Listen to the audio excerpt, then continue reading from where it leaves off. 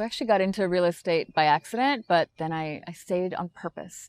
It was 2010, and one of my dear friends from Montessori school's mom started a real estate franchise. It was a Sotheby's franchise in Miami, and she said, "Hey, we need a graphic designer to help us during the summer, and I know you're studying graphic design.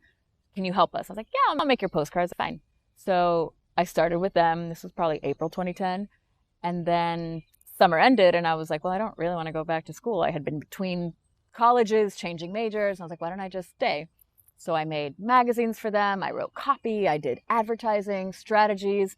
I learned how to talk to vendors and negotiate contracts. And I was 22 years old. And it was like, what am I doing here? But I guess we're just going to ride this out and see what happens. And 4 brokerages later, I went from marketing coordinator to director to senior director of marketing for the Southeast at Compass, which is pretty cool.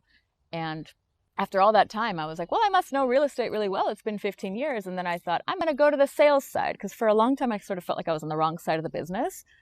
And I think that was because marketing can be really hard for real estate, because how do you sell a really expensive product?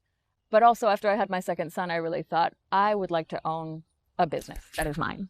I no longer want to be part of somebody else's story or business or narrative. I want one that's mine, that I can be really proud of, and that my kids, as they grow up, can see me build on my own, on my terms, my timeline, my way of wanting to interact with humans in the world from what I've learned on that side of the business. So I came here right after my son was born. My second was born, and I thought, I had a really great mentor. I have an amazing leader in Tina Call, and she said, you can absolutely do this. And I thought, Tina, this is new. I'm not used to feeling new. I know this, but I don't know this. And she said, it's going to be fine.